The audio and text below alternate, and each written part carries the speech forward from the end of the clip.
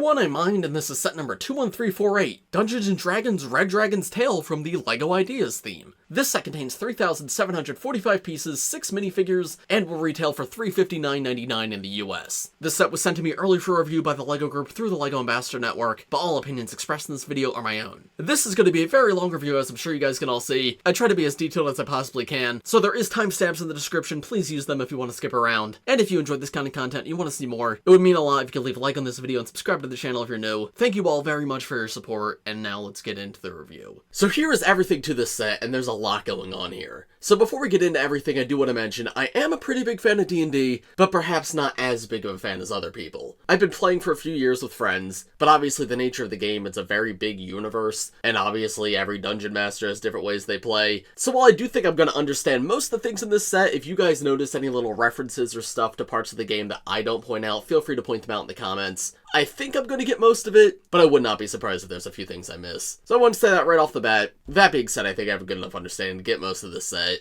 and there is just so much that I adore going on here. So the set's actually built in 4 different parts. We have the dragon, of course, which is actually separate from the build. Then we have the tower, the terrain piece on the side, as well as the dungeon in the back, and then the inn at the very front right here. Something else I'm going to be referencing a lot in this video is this book right here. This is like a little one-shot campaign that ties in with the set, but it doesn't actually come with the set. There's a QR code in the instructions that I believe you could scan to get this online, and then I think the physical version, which I have right here, you can get from LEGO VIP rewards. I'm not sure of the exact details because, of course, LEGO sent all of this to me early, so like the QR code isn't active yet, but I'm pretty sure that's how that's going to work. But anyway, they have lots of details in the set and how the campaign's meant to be played in here. It's actually a really cool tie-in product, but technically it's not an official part of the set, it's an add-on, but it does provide details about the set. I do wish this was included in the box, because I mean, it's just a simple paper thing, it's not that complex, and it is really nice, and I feel like it would get more people playing actual D&D if they got this set but weren't like a fan of the franchise. Yeah, I just want to point this out at the top, because I may pull it out at different points during this video. But now I'm going to separate the different parts of the build so we can take a look at each of them one by one. Now the dragon unfortunately does not connect to the build at all. That was something I was a little bit disappointed by. Like, he does rest up there just fine, but I don't know how big that build is. I kind of wish there was clips to keep him in place. But now you can see he's just sort of sat on top of there so I can remove him very easily. And then we're left with just the actual terrain. If we turn this around, I can now pull out the tower part,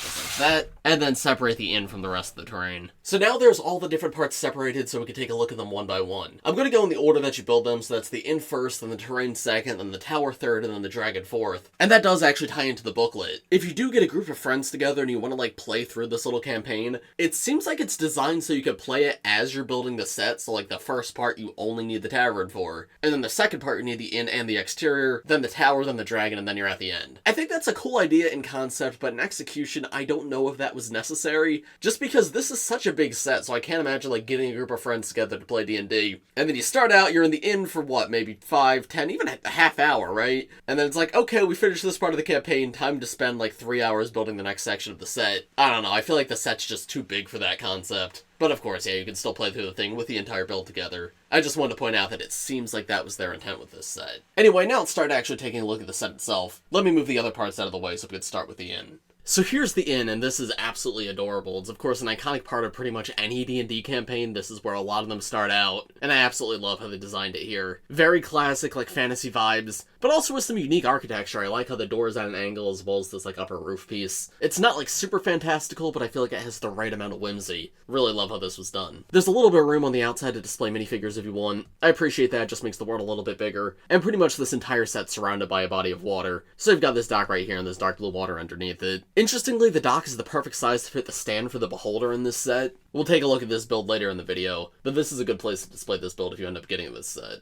There's some boxes on the outside of the inn right here stacked up, and they do have stuff inside. The top one is 3 of these tooth pieces, which I believe are meant to represent peppers, and the bottom one has a couple cherries inside. I also want to point out the build of this chimney, because this is spectacular. I love how they did those bricks. They alternate tiles and slope pieces to create some like variance in the texture, and the end result is just really so beautiful. Just look at that. They also use this LEGO Dreams piece at the top to represent smoke. I think that's a fun use of that part. Again, feels very like fantastical, not super realistic smoke, which I will say is maybe a little antithetical to the rest of the set, because despite being fantasy, it is somewhat realistic fantasy, and this does feel more cartoonish to me. However, I just like the use of that part. So definitely cool parts usage, just maybe doesn't fit this set perfectly.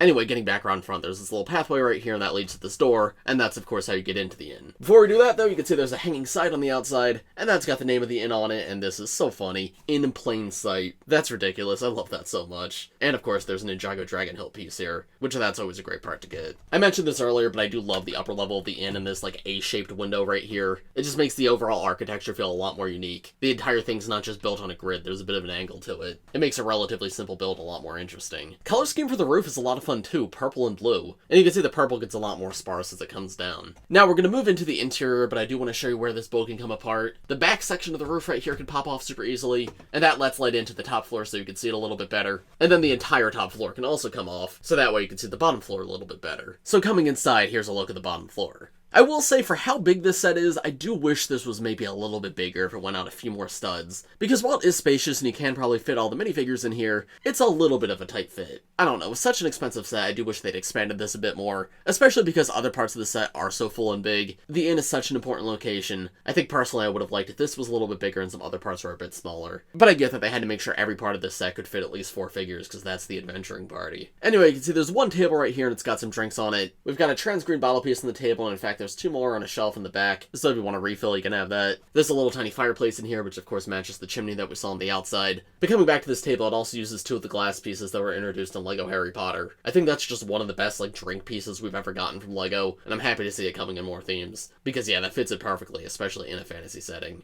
There's also like a little weapon rack on the wall, interestingly, and there's a selection of accessories you can give your minifigures if you want. That can be popped out without too much effort, and you can see we've got a loot, which I believe that's only come in a minifigure series so far. I don't know if it was reused in any other themes, but regardless, it's a fairly rare part, so that's good to get. And then a simple build of an axe, a basic LEGO spear, and then the last one is a rapier. So I suppose those are extra weapons or accessories to give to the minifigures in this set if you want to. And then on the other side we got the bar, and again, I wish this was a little bit bigger, just like a couple more studs back. Maybe if this entire build was like 4 studs longer, I'd like it a bit more. And I do love it, don't get me wrong. I just feel like the interior could use a little more space. But yeah, we've got the bar with a chicken leg on it, and some sort of sauce. And then there's also like a keg attached to the wall. I do think that's a nice touch, that looks great. On the wall back behind everything, you can see there's a stickered piece with a bulletin board on it, and this is referencing a lot of things in this set. If you're actually using this set to play the mini little campaign, this gives you little hints to the story, so I guess skip ahead if you don't want to hear them. But essentially the idea is that there's an adventuring party before the characters you meet in this set, and that's a picture of 3 of them, and we'll see those 3 characters later in this set. And then there's also a missing cat poster, which also ties into something later in this set. The other 2 things I'm not exactly sure what they are, so if anybody has any ideas, let me know in the comments. The top one's probably just a warning about the big villain, or the dragon perhaps? Not sure if the bottom right one's anything though. And that's about it for the bottom level. I mean, the windows can open, I guess that's something I didn't point out. Pretty standard, just LEGO window pieces. But yeah, overall I like this, don't get me wrong. I think this is a great part of the build. I just wish there was more of it. But you're limited in space and budget. So considering the rest of the set, it's not that bad, but yeah, I would like more here. Also, you can see this Tectic pins here. This is how it connects to the rest of the set. There's a black pin to actually lock it into the other part, and then a blue axle to make it easy to remove. But now let me reattach the upper level so we can take a look in there. The upper level, as you may expect, is the sleeping quarters. However, everything's not as it may seem, because you have a bed and you have a chest. However, that's not what either of those actually are, because they're both mimics. It's a little more obvious in the chest because the chest is open, and you can see like the little teeth inside. But yeah, you got these all new printed pieces with eyes on them. And inside of the chest there is gold, but yeah, there's those teeth to get you. The bed, however, is slightly more subtle. You can see there is those printed eye pieces, but other than that, it does just look like a normal bed. Yeah, I removed it so you can see it a little bit better. So yeah, pretty standard looking bed all around. However, if you open it up, you can see it's got teeth inside, and it's pretty much just the right size to fit a minifigure in there. Mimics are a very iconic part of D&D, and I was actually pleasantly surprised to see the bed mimic, because the chest mimic, I was expecting that. That's the mimic that like everybody knows. But getting the bed too, that's more surprising, and I like that that one's a little more subtle. And yeah, you can see the bed's very easily removable. You just plop it back in there like that. But yeah, other than that, there's not much to this upper level. There's a little bag right here, which I believe in the book that I showed you, they mentioned that that's meant to be a bag of holding, but it is just like a standard bag piece, like there's nothing special about it. There is a little mini fireplace up here, which is again a part of that chimney. And if we remove the chest mimic, there's another stickered like wall piece behind there. And actually, I just checked the book to see if there's any details on these stickers, and there is. It says, and I quote, "The harp pictured here is the symbol of the Harpers, an organization dedicated to protecting the innocent from evildoers. Heroic portrait. This picture depicts a brave hero and harper named Sir Lucas, who is a frequent guest. Mountain scene. This picture depicts a mountain range. The tiny plaque below it reads Spine of the World." So actually moving back down to the lower level, they have info on that too. Carved into the top of the bar are 2 phrases. "The tree hides the way, and evil makes merry while good sleeps." Missing cat. Large with black fur and tentacles. Answers to Pouncy. Loves milk. Please contact Alax Jadescales if found. Above this notice is a scrap of paper bearing a sketch of a red dragon's face, accompanied by the words, Symbol of the Cult of the Dragon. Okay, so I was right, that is the dragon. Next to the missing cat notice is an Adventurers of the Month plaque bearing a rough sketch of some adventures with the following caption. The Hard Way, which is the name of the former adventuring party, plundered the lair of the dragon Cinderhowl and returned alive. So there you go, there's all the details in that sticker. And as I said, yeah, that's about everything to the upper level of the inn. Again, just like the lower level, I wish this was a bit bigger. I wish there was a bit more space. Like, preferably 2 beds would have been better because we have 4 adventurers and, like, theoretically they're coming up here to sleep. Only 1 bed's a little bit silly. I mean, like, ideally 4 would have been really cool, 1 for every single one, but I think just 2 would have been a good compromise. Only 1, I don't know, it just feels a little bit empty to me. It's not the end of the world, this is a massive set, but yeah, with both the top floor and the bottom floor, I do wish they dedicated more of this set to making the inn a bit bigger, because it is just such an iconic part of D&D. But there we go, that's it for In Plain Sight. Aside from wanting it to be bigger, I do really love this build. I think aesthetically it's great, very good fantasy vibes. I like that it's a simple design, but not like a simple build, right? There's some really cool techniques in here, such as the chimney, and like the window and door being on an angle. So it's not a simple build, but it is a relatively simple looking building, and I think that is the perfect combination. This is honestly one of my favorite parts of the set, but we have a couple more to look at. So now let's move on to the next part, which is the meadow and the dungeon.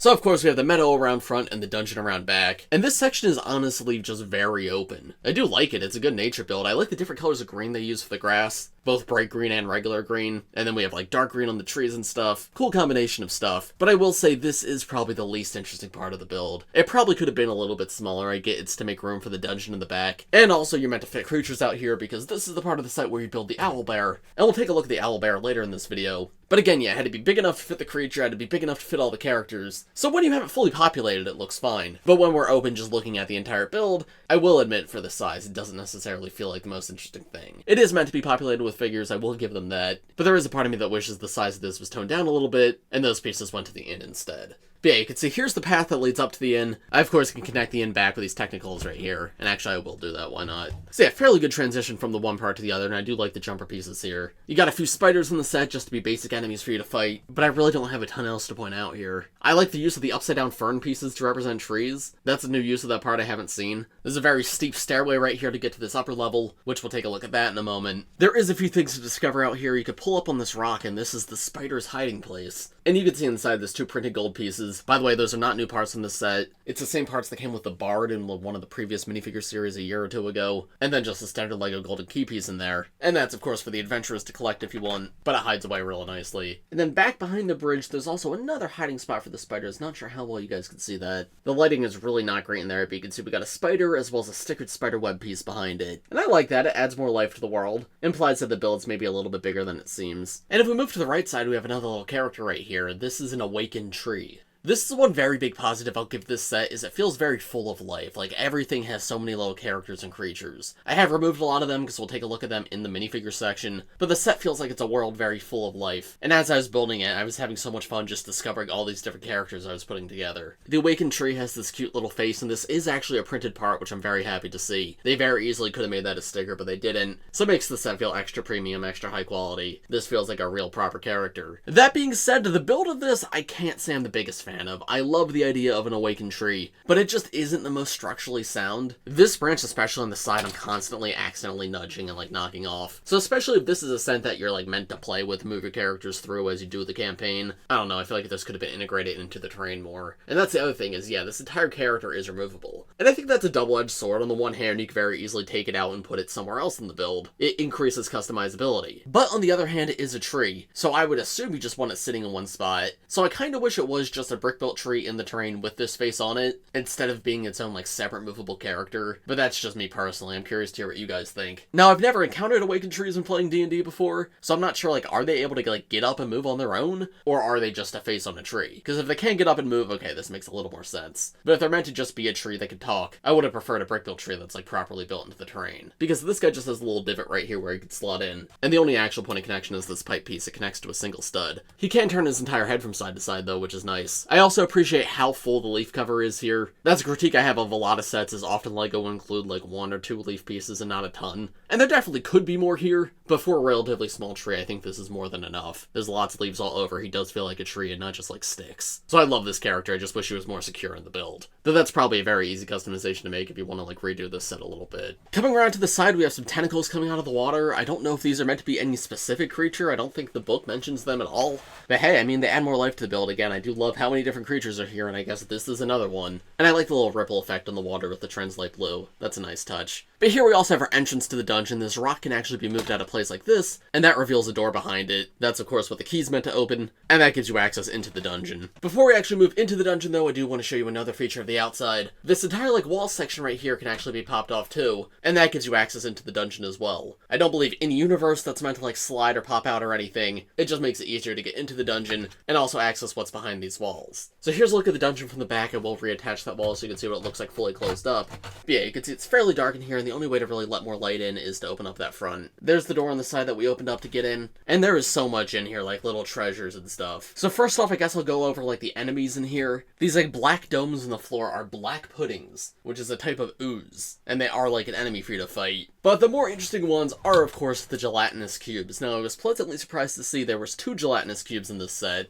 one big one and one small one, and the big one especially is amazing. It's entirely built out of translate blue except for the base, and you can see it's actually trapped someone in there. Of course they were digested, so now they're just a skeleton. But yeah, you have skeleton head, skeleton arm, and skeleton leg, as well as a frying pan and a little yellow gem. These guys are such like an iconic D&D enemy, and they couldn't not include them in this set, but I think they executed this perfectly. Obviously a very simple build, but I love this so much. Probably my favorite brick-built creature in this set. Well, I don't know, a lot of them are pretty good. Definitely up there for me though. And then the smaller one is just the LEGO Minecraft headpiece. They've used this for like the Tesseract and LEGO Marvel before, so it's not a new color for this piece nor a new piece, but it does represent a Gelatinous Cube perfectly, and it's super cool to have the two together. But now that we've looked at the enemies, there's also a ton of treasure to find in here too. We're gonna start with the treasure in the wall at the back, because of course we can remove that, and that way we can let a little more light in too. So the wall at the back, we have a skeleton torso that's holding like a Ninjago movie Lloyd sword. According to the book, this is meant to be a scimitar of speed. And then we have a book on the other side. The book has a sticker on the cover, and it's meant to be a tome of clear thought. And opening it up, inside we have a spell scroll of Speak with the Dead. Coming back to the dungeon though, in front of where the book would be, this is a +1 shield. On the floor you can see there's a flail, which is meant to be a devotee's censer. Apologies, I am reading these names straight from the book, but I do want to tell you what specific items they're meant to be. We have a non-magical short bow on the ground, and then in this barrel is a Staff of Frost. Now that is a magic item I've used before, and it's one of my favorites. I think the build's fairly good. They use a lightsaber blade and a crystal piece to create it. Very clear what it's supposed to be. And then yeah, also of course there's printed coin pieces scattered all over the ground, as well as a few gems hidden throughout. There's a transclear one right here, a purple one in the back right by the door, and then that's meant to be a potion of speed right there. One of my favorite details is that in the dungeon there's enough pieces to make one entire skeleton, even though the parts are scattered all throughout. So you have the body and one arm at the back holding the sword, there's a leg right here, and then the head as well as the other leg and the other arm are in the Gelatinous Cube. So if you wanted, you could reconfigure a skeleton by collecting all these parts. And yeah, of course in the Gelatinous Cube there's another one of those gemstones, and the frying pan is specifically meant to be a silvered frying pan, which belongs to Alax Jadescales, who we'll see in a moment. Because there's a ladder out the back which leads to this door right here, and if you open it up, inside you can see this is a prison where this character is kept inside. Now this character is meant to be one of the NPCs in the set.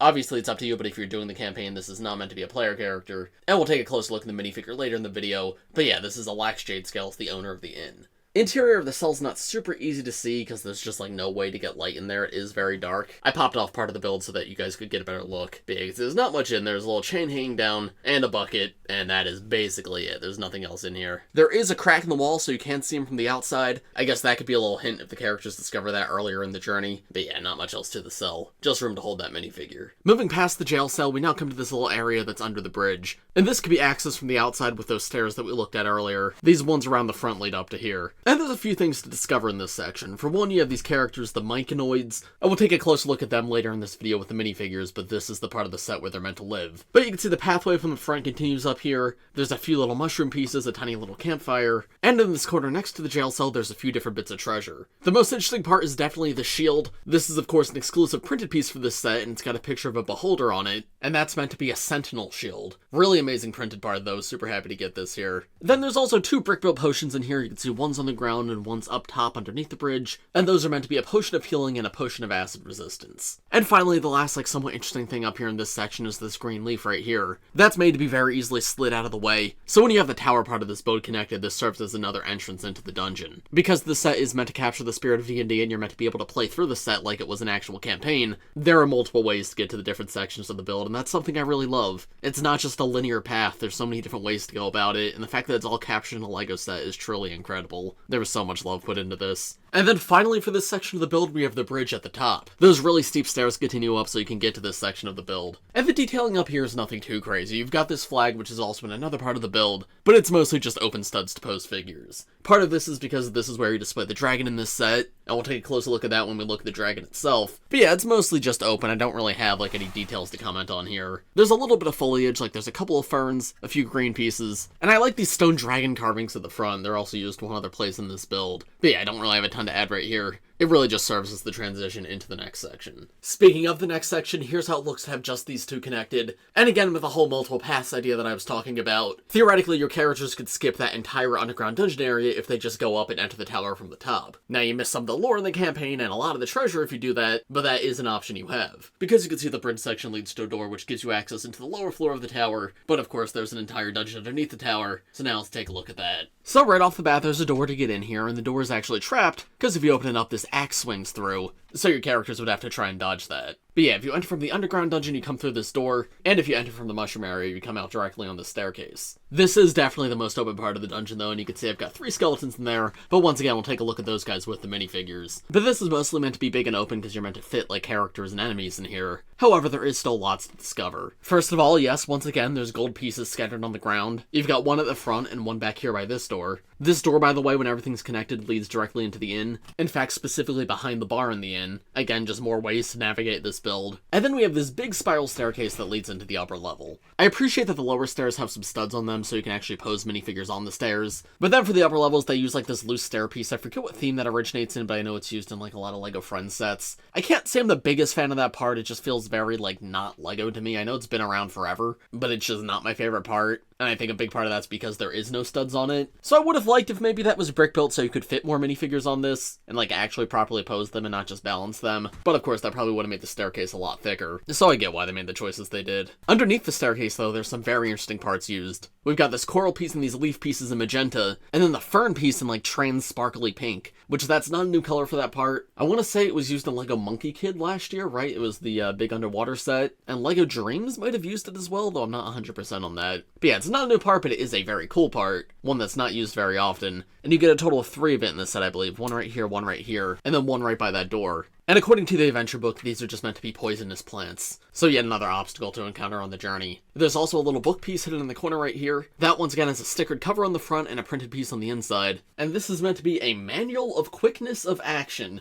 with a spell scroll of protection from energy on the inside. There's also a little lantern in the corner right here behind this plant. Just a standard Harry Potter lantern piece in gold with a trans yellow cylinder on the inside. And that's meant to be a lantern of revealing. And finally, there's 2 more potions to discover. This blue one up here above the door is meant to be a potion of heroism. And at the top of the staircase, we have a greater potion of healing. By the way, you may have noticed I removed the top of this to let more light in. The actual tower part does come off to make it easier to get in here and get into the tower, which is something I greatly appreciate. But yeah, you can see it just connects on to 4 jumper pieces. And it's fairly simple just to plop it on or take it off. And then there's one more thing before we move into the actual tower. There's this stickered painting piece. And the placement of this is a little weird, because yeah, this is the part that's up against the inn, so you're meant to be seeing this from the inside of the inn, but there's really no way to ever see it on the inside of the inn, because yeah, you have to take it apart from the inn to see it, because if you have these 2 sections connected, obviously it's covered up. And there's no easy way to remove the front part of the inn. So it's cool that it's here, but I wish it was easier to see just actually as a part of the inn. But anyway, this is meant to be a painting of Alax, Jadescales' parents. Alax is of course the Dragonborn that we saw in the dungeon earlier. But yeah, it's his parents holding an egg, which I presume is him as an egg, or perhaps the egg that we'll see later in this set. But now we finally come to the tower itself. So if you come to the top of the staircase in the dungeon, you enter right here. The first thing you see in here is the shrine, which I'm actually going to remove so you can see it a little bit better. But yeah, it's got these candles on the sides. It uses 5 of these Ninjago dragon hilts, which looks super cool cool in this context. And then there's a printed orb piece in the center. You can see there's a little green dragon on it, which is super cute, honestly. And this is meant to be an orb of dragon kind. This powerful magic item contains an essence of an evil dragon and is dangerous to use. Whoever controls the orb can issue a telepathic call that extends for 40 miles in all directions. Evil dragons in this range feel compelled to come to the orb as soon as possible by the most direct route. If the orb is used in this way, Cinderhowl is the only dragon to answer the call as described in Scene 6. Cinderhowl is of course the big red dragon in this set. But yeah, this is a very cool part to get. I like that it's actually printed and then it just gives us like an unprinted green orb piece. Very fun little thing to discover. And supposedly the 5 dragon heads are meant to represent Tiamat, the 5-headed queen of evil dragons. But yeah, this is cool. I like this a lot. And I appreciate it being so easily removable too. However, that's not everything on the floor. Of course we have the door to the exterior, and this is the one that opens from the bridge. We looked at that earlier. But then there's this little key to discover right here. And that ties in with another feature. If you pull out in this key piece, the trap door right here will actually fall. And that's of course a trap door used as an actual trap. If a character's standing here and they're going for the key or whatever, that trap door might fall out on them, and of course they'll land back in the dungeon below. The key piece is removable though, and can be used to open the dungeon door. So if you play the campaign in a way where the characters get here before they get to the dungeon, this is another key that can open that door. And then we also have a little wall with a spider in it once again, and this is meant to be a potion of clairvoyance, and that's just a standard spider piece once again, so I'm not going to remove it, but supposedly it's meant to be a giant wolf spider. On the staircase around the outside, we got some trees growing out. I do like these really thin trees, I think they're super cute. The like varied rocky design right here looks quite good, and around this side we have this bridge area once again. But that can lead us into the upper level a little bit more, and this is where we get to a more classic like castle-esque design. I like how they designed it to be almost a little run down. It's still quite elegant and really nice looking, but there's some flaws in it too, right? Like one side of this point's a little bit chipped, and there's this green gemstone in the center. We've got like blue and green above this window, but it looks like that's become a bit withered too because you have this stud right here. I think it's really well done. It feels like aged, while still feeling elegant and doesn't look messy. And the alternation of stone brick pieces as well as just standard Lego pieces helps contribute to that too.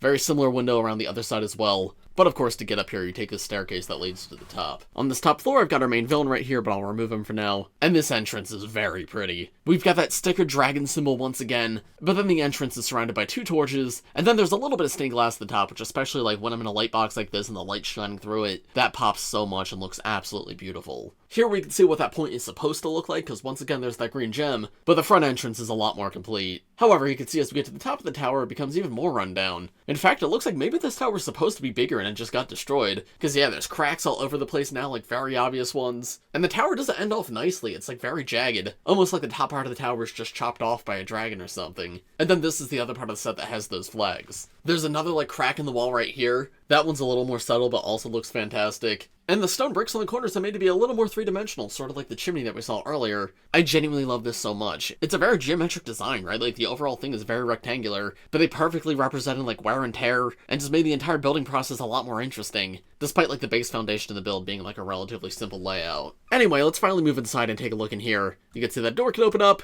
and here's everything from around back. So you can see the back section is actually completely open. Again, like part of the tower has been destroyed, this section is just completely open now. And this is meant to be the main villain's arcane workshop. I'm gonna remove this desk at the back because it's very shadowed, so I want you guys to be able to see it a little bit better. You can see he's got a candle on it, a little chalice, as well as a spell scroll. And I know it's very dark, but there's 2 more candles on the other side of the desk too. Actually, it's much easier to see with the door open. But then on the other side, there's another desk with a trans-purple crystal piece, another gold piece just like we've seen earlier in the set, and 2 more spell scrolls. I'm not gonna look at those up close right now because they're printed pieces and they do come in other places in this set, so either I already showed you them earlier in this video or I will later in this video, but just know, yeah, those are printed spell scrolls. Really amazing parts, but they do come in multiple places in this set. Then we have a flaming skull on the table, and a tiny little cauldron on the other side, and that's about all there is to this room. Other than that, there's just room to display minifigures. So now let's move up to the very last floor, and there's not a ton to see here. We've got 5 green candles, which is cool to see that we're still getting those green flame pieces. And in the center, there's that green dragon egg, which is one of the things the characters are trying to get in this set. And then finally, there's a ladder that leads up to the very top, which is just a tiny little platform with that flag. And that's pretty much everything there is to the terrain in this set. Overall, I'm fairly happy with it. I like most of the parts of this build. I love the inn, wish it was bigger, but that's a sign that it's very good. It's so good I want more of it. The dungeons I think are fantastic, both the one in the nature area and the one under the tower. And then the tower itself I think is perfect. It looks good from the outside and it's chock full of stuff on the inside. Really, the only area I don't love is this open area in the front.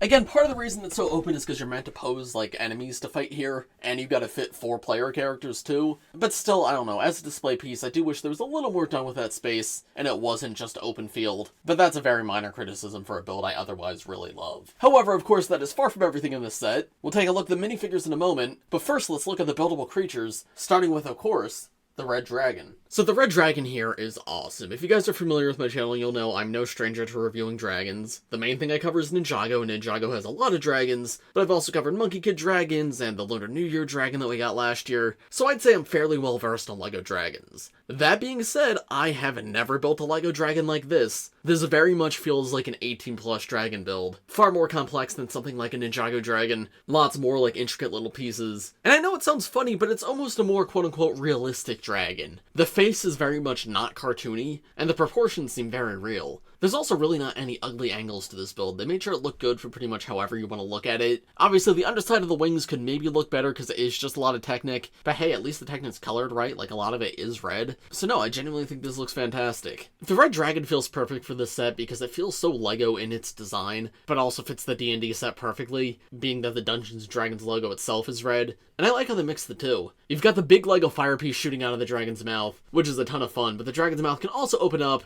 and you can see that just connects on the clip piece, so if you want to remove that, you can. And here's how the dragon head looks without the fire. The eyes on this guy are interesting. They are printed, but they're incredibly small and incredibly subtle. I'm in two minds about that. On the one hand, it's very different for a LEGO dragon. Like, I don't think there's a single Ninjago dragon with eyes this small, even the tiny ones. So it does give this guy a quite different look, which I appreciate. That being said, it makes the eyes almost a little hard to see sometimes. So I do maybe wish they were a bit bigger. Because like this tan piece outlines the eye, which is cool, I like that. But the tan piece itself is bigger than the actual eye. So I don't know, I like the subtlety, but maybe there should have been a little less subtlety. It's not a huge deal though, it does still look good. And then finally with the head, there's two really cool parts that I want to point out. For one, the classic LEGO bat wings pieces. That's obviously very classic, like LEGO fantasy. I believe that part originated in the classic castle theme. I know at the very least it was used in classic ninja. So it's cool to see that part brought over here, and I think red might be a new color for it. Not sure off the top of my head. But regardless, it fits the dragon's face perfectly. Really cool design and also really cool part. And then the other part I love is this right here. Part of the dragon's horns, it's actually a LEGO mop piece. Which that's a part I never really see LEGO use ever. So this is a very different context for it, which I absolutely adore. Now for a negative about this head, it connects on a mini ball joint, which is great for posing, right? The only issue is the head's a bit too heavy for the mini ball joint. So unfortunately, I'm not really able to pose this head without it just falling down. Now I could have just gotten a bad batch of parts and just the piece I'm using doesn't have the best clutch. If you guys get this set, you might have more luck than I do. But yeah, I can't really get this to stay in place. The moment I let go of it, the head just falls, and that's unfortunate to see. That's not the only point of articulation though, because the neck does use these rigid hinges, and the bottom section of the neck connects on a ball joint, so you can turn the head from side to side. That ball joint's like built into the body, so it's not like super obvious. There's not a huge gap or anything when you pose that part of the neck, and that's one of my favorite details on it. It makes the dragon look really good. Helps all the movement feel a lot more organic. Something similar is done with the legs where they are connected with mini ball joints, but the ball joints are completely encased in the dragon's body, so all you can do is rotate them. There's not like any other motion with it. But for a build like this, I think that's perfectly fine. And there is a little bit of articulation right here, and the toes themselves can move as well. Both front legs are exactly identical to each other, and the back legs are similar, though a little bit different. There is no articulation in the middle of the legs on these, but the feet are slightly bigger this time around. And the mini ball joint connection is exposed at the back, so you can see how it works a little bit better. The front legs are exactly the same as this, it's just more enclosed. However, this gives you a little more motion in the back legs, though hardly anything. However, yeah, if you want to splay them back like this, that's an option you have. Which is fine, I suppose. I adore this like tan scale design on the dragon's chest. And like I said, they made sure this guy looked good from every angle, so it continues all the way down the belly. On the dragon's back, there's 4 studs at the front, so you could sit a minifigure there if you want. And then all these spikes that come down the back, which I think that looks incredible. Again, this is the kind of thing you don't see LEGO do too often. They really committed to like going, yeah, this dragon is covered in spikes. And that looks super cool. The tail's built in multiple sections, so you're able to pose it. Big ball joint at the base and then mini ball joints as you go down. So there's lots of ways to adjust it and move it around things. And then the wings are just big cloth pieces, which I guess I'm okay with. I think I would have liked maybe some more detailing here because it is just a solid orange color. It doesn't have to be super intense detailing, but I don't know, just something would have been cool. I do like the little gaps in the wings. We've gotten that before in Ninjago dragons, but that is always cool. However, yeah, I would have liked maybe a little bit more here. However, I suppose what we have is perfectly fine. And you can see the wings connect onto the body on these rigid joints, so you're able to move them up and move them back down, as well as rotate them theoretically, yeah. Not sure why you want to do that, but hey, I mean, it's an option you have. And posability on this dragon, all things considered, is alright. It's a very dense, very heavy build, a lot heavier than like a Ninjago dragon of this size would be, and that's because it uses a lot of very small, intricate parts, so there's just a lot more mass to this thing. So because it's heavier and there is just less options for posing, it is harder to pose. But you can see I can have 2 legs up like this, get in a walking pose, but the options really aren't anything too crazy. It's good, it doesn't feel like restricted, but it doesn't feel exceptional either. This is definitely a build that's not really meant to be played with, like it can be played with, but it certainly is more the 18+ style of designing, where it's not really meant to be like grabbed by kids and played around with as much. It's more meant to be just put on a shelf and it's just gonna stay there. Because yeah, there's parts of this build that are a little more flimsy than you would expect in a set more made for kids. So in terms of looks, this dragon is one of our best. In terms of playability, it's okay. But of course, that's not really the point of this build. It is an 18+ set, it is meant for display, and display-wise, I think it's fantastic. My only real complaint is that head I wish didn't fall down so much, but again, I could have just gotten a faulty part, I can't say for sure. I just know whenever I try to go like this, it goes like that for me. And of course, the dragon's designed to be able to be displayed on the set. That's how it is on the box art, and I think that's how you make this set look amazing on the shelf. I really love that idea. But this is where another one of my big critiques of the set comes in. I just really wish there was a proper place to put the dragon, because there is no, like, clips or anything to hold it in place. No, you just sort of have to place it down, which, like, works okay. You can do it. So you wrap the tail around back here. Yeah, there we go. That's something. Oh, okay, that was not something. Okay, there we go. I finally got a decent pose, I think. Can I move this back without it falling apart? Let's see. Oh, there we go. So yeah, point is, this thing's not really easy to pose on there, and I wish there was like literally just like clips that connected to the feet or something where it could just slot in real easily. Just like guides on where to put it. Cause yeah, it doesn't feel like this integrates real properly. And in fact, I have parts I knocked off in trying to pose this thing. Out of curiosity, when I was putting this on, I was like, let's see how LEGO did it. Let's look at their 360 spin that they posted on their website. And I'll put that in the video right now, but the way they do it, like the way it is on the box art, is literally impossible. The dragon's kicking its legs in the air. With how heavy that thing is, that's just not gonna work. That's not how this works. So I do feel a little bit underwhelmed by that. Again, you can do it. I've definitely done it to better results than I did right here. So if you're patient with it and you're just putting this on the shelf, you could find it in a way that looks fine. But I don't know, when they're advertising this set and they're like, look, the dragon's on the bridge, isn't that cool? There should be an easier way to do it. That's just me though, you guys will let me know what you think. But yeah, I love the dragon, love the build, just wish the two integrated a little bit better. However, that's about it for the dragon, but we're not done with the builds just yet because we have a few brick-built creatures to look at. So next here's the Beholder, and this is of course one of the most iconic D&D creatures ever, and I think this was captured absolutely perfectly. We've got a big printed eyeball in the front, and then all these tiny little printed eyeballs around the sides. I do love that all these pieces are printed, because yeah, for the small ones it makes sense, but the big one very easily could have been a sticker. But no, these are all printed parts, and it just looks really good. Each of these individual tentacles are posable to some extent. You have 4 at the back, which can be moved up and down, as well as the tentacles themselves be rotated, and then the rest just connect on studs, so you can just move them back and forth. However, the eyes themselves inside you can also move, so there's lots of different ways to display this guy. The mouth also has a little bit of a hinge, so you can open and close the mouth ever so slightly. Not the biggest range of motion, but hey, it's more than enough. Gives you some more personality out of this thing. And then he does come with a transclear stand so he can float in the air, which if you want to remove and just display this guy on his own, you can. However, having that there is very appreciated. Makes him look even better when displayed on the actual set. I love this guy. Of the creature builds in the set, this one's probably my favorite, unless we're counting the Gelatinous Cube, in which case, yeah, that one probably wins. Next, we have an Owlbear, and this guy's very cute. The head's a little blocky for my liking. I think I would have liked it if it was a bit more rounded. However, we're working in a very small scale here, so I get it. The face itself, though, is quite good. This is an all-new printed piece for the eyes, and I think they captured like a little beak at the front well, as well as the eyebrows and like the tufts of feathers at the top. These dark brown pieces are often used for fur, and I think, yeah, they look fantastic here. And then we have the tiniest little tail at the back, and then a little bit of articulation on the legs. The back legs can just swing outwards like this. Not the best articulation, obviously forward and back would have been better, but hey, at least you could do something with them. But the front legs are on mini ball joints. And range of motion's a little restricted just because this is such a small build, so there's not too many places for those legs to go, but you can move them a little bit if you want. But yeah, I really wish I could swing the back legs backwards. I do actually really like what they did with the claws though. This is a technique I've not seen before. This is a newer part that I think was introduced in LEGO Minecraft, I want to say? I'm not sure on that. But yeah, it's like flat at the front and rounded around the sides. So this sort of adds some more articulation. You could change the way the toes are pointed, so that way it's almost like slashing with its claws. That's neat, and I haven't seen LEGO do that with a creature before. And you can do the same thing with the back legs too. So I guess that's sort of how you can display it running. You point the toes backwards to make it look like the legs going backwards. I don't know, all things considered, it's quite good. Not my favorite in this set, but far from my least favorite. Oh, and the head is a mini ball joint, but similar to like the dragon's legs, where the ball joint's inset, so all it can do is spin. But hey, the head can go fully upside down if you want.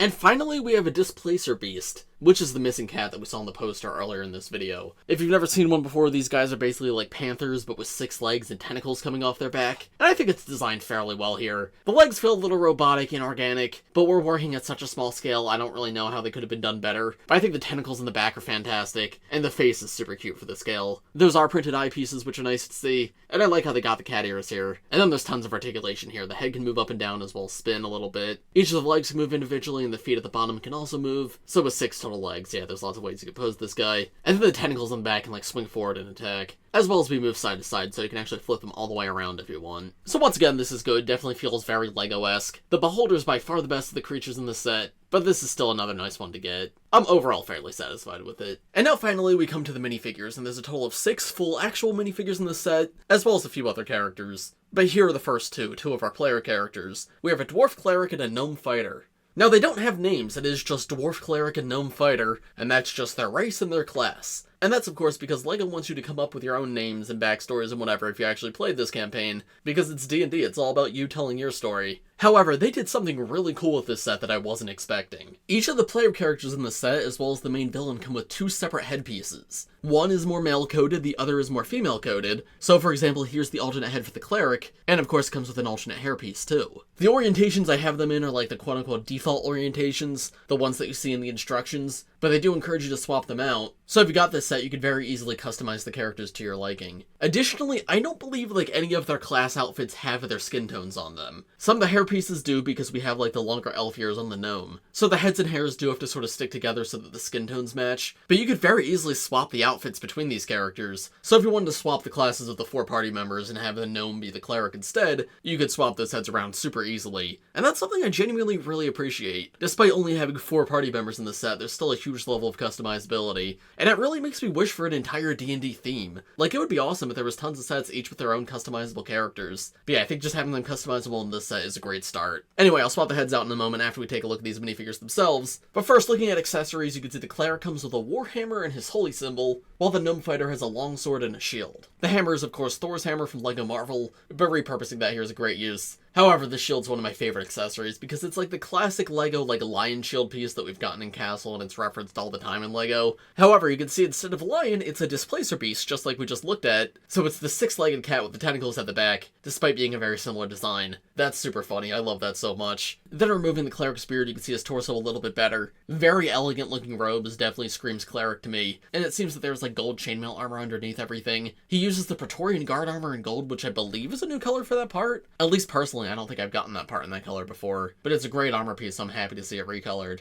And there's his back torso print too. Love the color choice too, teal is fantastic, really pops. And yeah, you can see he's got 2 faces, the one side he's just a little angry, and the other side he's smiling, but he's all beat up, he's lost a tooth, and he's got a black eye. And there's how that side of the face looks with the hair and beard. The fighter, on the other hand, has like a classic knight design for her torso, looks like chainmail armor underneath everything, and I really love the metallic silver printing on the breastplate, because it's metallic silver on top of a silver piece. So it's a quite subtle design unless you're like reflecting it in the light, but it looks really beautiful. No leg printing unfortunately, because it is short legs, and it's very rare that we get printing on short legs. And then the armor piece is the Ninjago Master of the Mountain armor piece. This hairpiece I do believe is the classic elf hairpiece. I don't think that's new for this set, though I'm sure that's a new recolor with the ears. And there's a look at the back torso print where once again that metallic silver printing continues, and wow, just look at that. That looks amazing. Face print, one side we got just a slightly happy smile, and the other side's a bigger smile and a wink. And now before we move on to the next figures, let me swap these headpieces out for the alternate ones. So on the cleric, we swapped the old man face out for an old woman face, and on the fighter, I've swapped the more female-coded face for the more male-coded face. The cleric is the only one that actually gets a separate hairpiece for when you switch the head, but this is a hairpiece that they usually use for like Mrs. Claus and like the Winter Village sets whenever they include Santa. And if we take the hairpiece off, you can see the alternate face, where it's like a very stern, confident expression. I quite like that. While on the other side, it's just a happy smile. And on the fighter, we have a very wide, happy smile on the one side, and another big, wide, happy smile, though with the mouth open on the other side. The fighter is just very joyful for whatever reason. No matter which version you have, they're always smiling. But now moving on to the next 2 party members, we have an Elf Wizard and an Orc Rogue. The Elf Wizard's probably my favorite one in the entire set. I absolutely adore the color of her robes. The blue is just so vibrant and pops so much, but like the light lavender on top of everything complements it all so perfectly, and the golden trim on the robe is really beautiful. However, my favorite part about her is definitely this all-new hairpiece, because of course she's an elf, so she has the elf ears, but this is not a hairpiece we've gotten for elves before. It's this really intricate design with like this bun in the back, and it's just so different from the other elf hairpieces we've gotten. It truly is really fantastic. I'm incredibly happy with that design. Good expression on her too. Very happy, confident smile. We got one eyebrow up, but the other side's more stern and serious, which of course works for like battle situations. In terms of accessories, she comes with an arcane focus, which is like this rod in her hand with a gemstone at the top, as well as a spell book, which you can see in her hand. Just like the other books in the set, that's a stickered piece on the front, but we have a printed spell scroll on the inside. And she comes with a total of 3 spell scrolls, which are all the different printed parts. And I'm not sure which one's which, but one's supposed to be invisibility, one is mage armor, and one is magic missile. I would assume this is probably invisibility because it's got like an eye on it. But here are the other two. I assume the big fireball's magic missile and the shield is mage armor. That would make sense. But yeah, these are interchangeable in the spell book. You can just use whichever one you want. And then she uses the Ninjago Legacy Skulkin armor piece in dark blue, which used to be an uncommon color for that part. However, it comes in lots of Ninjago sets this year. So not super rare or anything, but hey, I mean, I think it ties the entire outfit together. It looks quite good. When I play D&D, I am always a magic user, and a wizard is probably my favorite class. So it's not surprising that this is my favorite character, but I do think she's really well done. And finally, we have the Orc Rogue, who is really cool too. Of course, the Rogue's gotta have like a cloak on, so we use a classic Lego cape piece in dark blue, and the newer hood piece at the top. But then I also really love the outfit itself. It seems like there's the right amount of armor to it, but there's like little pockets and stuff too with tools. And you can see there's some bags around the back too, as well as what looks to be like a little throwing star. Now this character is of course an orc, which is more interesting than some of the others because they're not like human adjacent. This is a fictional race, not a realistic race. Obviously I know none of the other characters were human, but they all have like human skin tones and whatnot. This character though was gray with giant fangs. Obviously that's not realistic, but I'm really happy they included one of the fantasy races here. And despite being a fantasy race, there is still 2 different head options, and this is actually the female head. There's very subtle lips on there and very subtle eyelashes, and that's what really differs it from the male one. Unfortunately, there's no alternate face on this figure, which is a little disappointing to see because every other character had it, and it's not like this character's bald or something, the hood's up, so an alternate face absolutely would have worked. So that's a little disappointing, but I guess not the biggest deal. All these characters come with 2 heads anyway. So here's a look at the alternate male heads for these 2. The wizard gets like this pretty neutral smile, while the rogue has like this very wide smile and that orc face. Very silly looking, but I actually quite like it. There's a full look at that with the hood removed. And then the alternate face on the wizard's like scared and screaming. There's that with the hairpiece. And once again, no alternate face on the male orc head. So, as I said, love the customizability options for these guys. So much personality to all of these characters. And that was it for the player characters, however, now we move on to the NPCs. And because these are NPCs, they do actually have character names. This is Ervan Soulfallen, our main villain, and Alax Jadescales. Ervan is a sorcerer, and Alax is a druid. Now, Ervan is, of course, the main villain of the campaign, if you can't tell by the hood and giant cape, and the very evil, angry face that he's got. However, spoilers for the campaign, that's meant to be a big twist, because when you meet him, he's posing as the innkeeper Mary Rumwell, so this is the face he's got then. I think this expression is perfect. You can see he's very nervous and sweating. He looks very disingenuous, which of course he is. He's the main villain, he's hiding that. But you can see there's hints as to who he truly is, because he's got that dragon symbol on his necklace, and this is just genuinely a super cool villain design. I love the red, the dark red, and the gray. Great color combination. That necklace is very ominous in the context of like that's the dragon symbol and the dragon's big and evil. And you can see he's got little potions sitting around his back too, which I'm sure is used for some nefarious purposes. His hairpiece is a Lego Batman movie Joker hairpiece in black, which that's not a new color for that part. It was used on like Benthomar from Ninjago, but still cool to get, and I feel like it fits this character. And then his alternate face is once his true identity is revealed, he's got like this green energy coming out of his eyes have turned green, and then he has like this very sad frown. The frown's maybe a little bit cartoony. I know obviously it's Lego, it's gonna be a little cartoony, but I would have liked maybe a more stern expression than that. It's not the worst thing ever though. I still quite like that design. And then yeah, you saw he comes with that hood piece as well as his tattered cape piece, which you can attach to him. And in terms of accessories, he comes with a trans green lightning piece, which that's really awesome to get. Not sure if we've gotten that piece in that color before. I know like back in the day we had a dual molded in trans yellow and trans lime green, but I'm not sure if we've gotten just the solid trans green before. As well as the staff with the crystal at the top, that matches the crystals that we saw in the castle earlier, and I assume that's meant to be a spellcasting focus. And then Alax is the real innkeeper, who of course we saw was imprisoned, and he is a Dragonborn. I'm really happy they included a Dragonborn in this set. That of course uses the Lego video dragon head, which I'm really happy to see that being reused, and he looks fantastic. Very slight smile to him, though of course he's got like those dragon teeth, and then he's got like a very Shrek-like design for his torso and legs. He doesn't feel like a powerful magic user, he does feel like an actual innkeeper. But the level of detail is great. I love like how much is going on in his vest. The leg piece is really good as well. Metallic gold in his belt looks quite cool, and I like how there's like the bags of money hanging down. Now, despite not being a player character, our main villain does have an alternate female head, just like the player characters. And there's how that looks. She does use the same hairpiece, the Joker hairpiece. But yeah, very similar expression. It's a quite disingenuous smile. Her eyebrows are raised and there's sweat coming down one side of her face. But then once again, her alternate face, she's like very angry and annoyed. Her one eye's like squinting, and there's that green energy surrounding her face. I'm honestly not sure which of the two I prefer. I think of the angry expressions, I like this one more. But both happy expressions are quite good.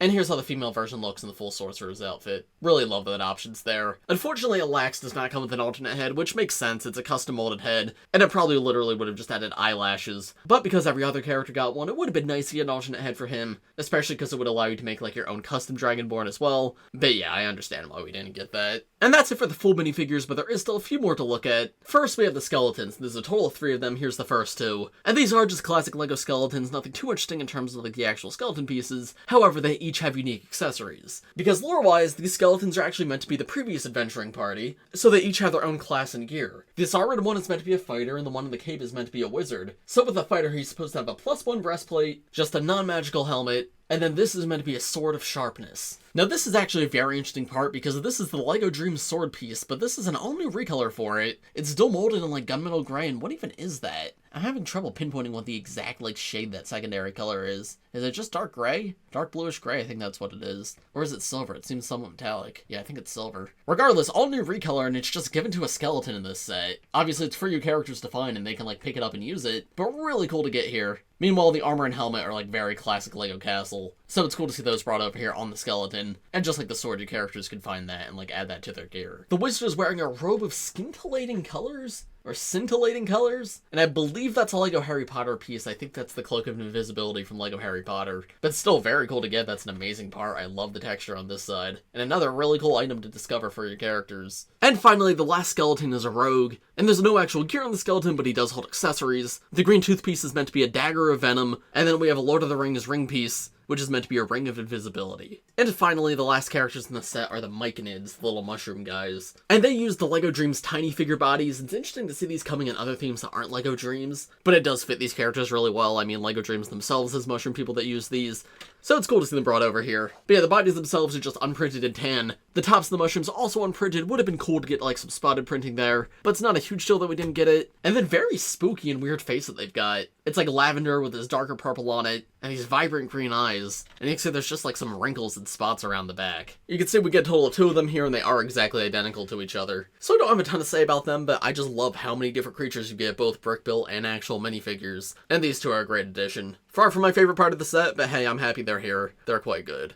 Whew, and there we go. There is everything in the Dungeons & Dragons Red Dragon's Tale set. This thing was a beast to review. It was jam-packed with so much stuff, and I think that's indicative of how good this set truly is. So what are my overall thoughts? Generally very positive. There's a lot that I love about this set, and I would like to see more LEGO sets like this. It's funny, it's an 18+ set, but it does seem to truly encourage play. Every location of the set has an in-universe way to get from place to place. You don't just have to imagine your character getting up a floor somehow. No, there's staircases and there's doors, and there's not just one way to get from place to place, there's multiple ways. It does really capture the spirit of a D&D campaign, which I really love. Another one of my favorite parts is for sure the amount of just different characters and creatures we have in this set. Decent number of minifigures, right? It's nothing too crazy, but it's a good amount. However, there's also the Owlbear and the Beholder, and the Talking Tree, and of course the Giant Dragon, and even the little spiders. It all just adds so much life to the build, and that's something I really appreciate about this. Now, all that being said, I am not without my criticisms of this set. I would have liked the inn to be a bit bigger, because while what we have is great, I do wish there was more of it. And on a similar note, I think the exterior of like the Meadow section is a little bit empty. It's good to have room to post figures, but I don't know, they could have done it in a more interesting way. Like comparing that to the dungeon section that's under the tower, that's relatively open and empty too, but when you don't have any figures in it, it doesn't feel incomplete.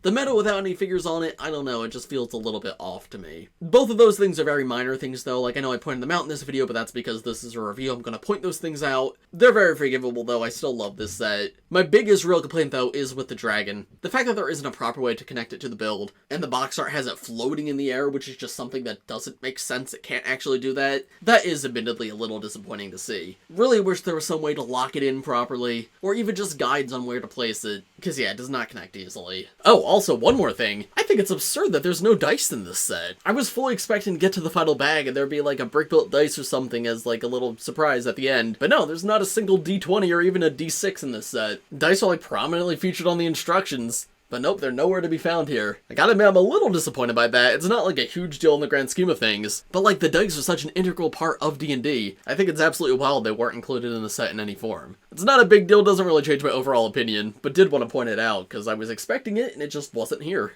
And then finally, something I haven't touched on yet is the price, and the price on this one is fine. I do wish it was better. Like, 3,700 pieces for 360 is alright, that's about normal LEGO value, but it's not like an exceptional value, right? If this was 300, I'd be like, well, this is a pretty good deal, and if this was 250, I'd be like, absolutely, if you're a D&D fan and you have the money, you should go get this. But 360, it's like, it's a fine priced set. I'm not gonna call it overpriced by any means, but I'm not gonna call it a great value either. I am someone who prefers small sets over big sets like this one, so while I do love everything you get here, I do wish there were some smaller options for D&D fans out there. So all things considered, if this is within your price range, if you like buying big LEGO sets, you have the money to buy big LEGO sets, and you're a fan of D&D, this is one I'd highly recommend. If you're not a fan of D&D, but you just like castle and fantasy vibes, I do still think this is one worth picking up. It is a D&D inspired set, but because D&D is such an open world, this doesn't have to be a D&D set, it can just be a LEGO castle set. So similarly, yeah, if you're just a fan of fantasy, fan of castle, I'd recommend it for you too. Overall though, I think this set was super well executed,